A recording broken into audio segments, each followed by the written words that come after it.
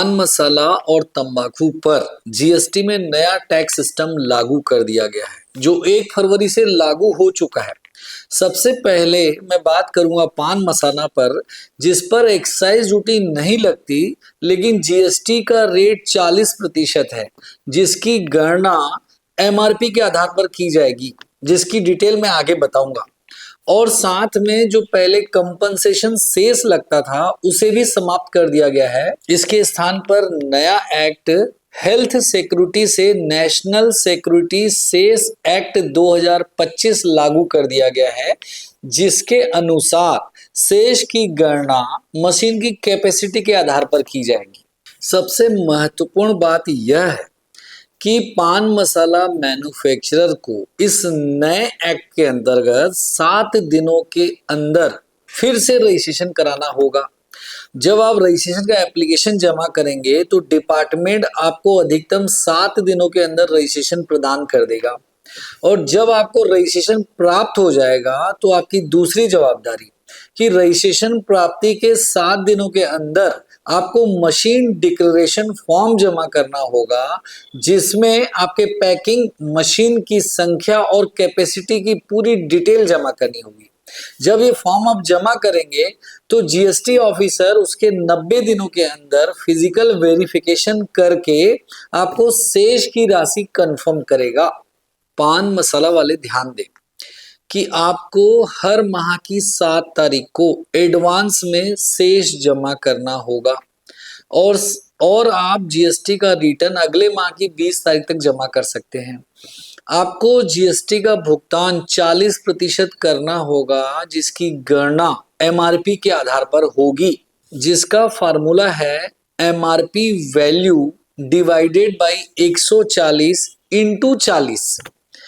उदाहरण के लिए यदि आपके पाउच का एमआरपी रेट 4 रुपया है और आपने 1 लाख पाउच बेचे हैं तो आपकी एमआरपी वैल्यू होती है 4 लाख।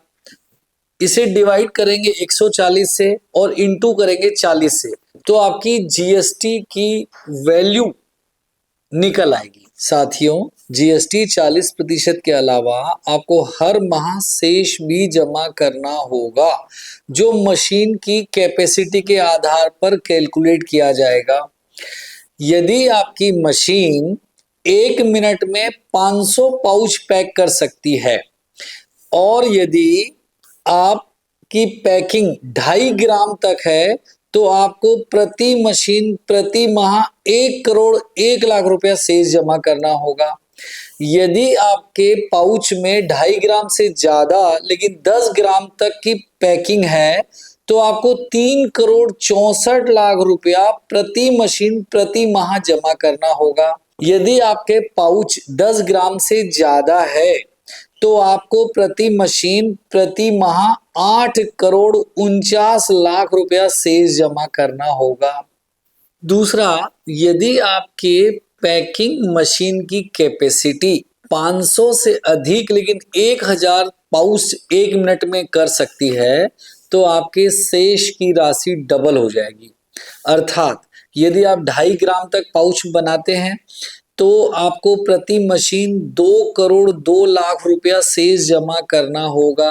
यदि आपके पाउच की क्वांटिटी 2.5 ग्राम से ज्यादा लेकिन 10 ग्राम तक है तो आपको प्रति मशीन प्रति माह 7 करोड़ 28 लाख रुपया जमा करना होगा।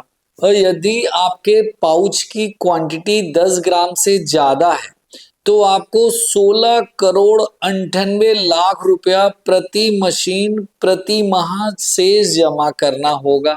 इसी प्रकार यदि कैपेसिटी 1000 से ज्यादा है तो उसी अनुसार शेष की राशि भी बढ़ती जाएगी।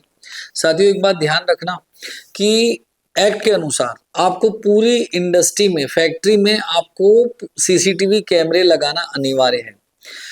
ये कैलकुलेशन से आप एक बात समझ में आ गई होगी कि पान मसाला मैन्युफैक्चरर को जो जीएसटी लग रहा है वो 1 पॉइंट जीएसटी है। अर्थात जो जब होलसेलर या रिटेलर आगे बेचेंगे तो उसके अतिरिक्त जीएसटी का भुगतान उन्हें नहीं करना होगा। जो जीएसटी का भुगतान मैन्युफैक्चरर कर देता है उसी का इनपुट लेके उतनी ही राशि का भुगतान होलसेलर और रिटेलर भी करेगा। साथियों, एक बात और बता दूं कि यदि पान मसाला की पैकिंग आप पैकिंग मशीन से नहीं करते, मैनुअल करवाते हैं, तो सिर्फ आपको 11 लाख रुपया पर मंथ शेष जमा करना होगा। इसी प्रकार तंबाकू भी कैलकुलेशन अलग अलग प्रकार से की गई है। अब यदि कोई भी प्रश्न आपको और पूछना है तो आप मुझे फोन कर सकते हैं। बस ध्यान रहे कि पान मसाला और तंबाकू पे जो नया जीएसटी सिस्टम लागू किया है उसे अच्छे से समझ के अपने ऊपर लागू करें। और मैं सदा आपके साथ हूँ। जय हिंद।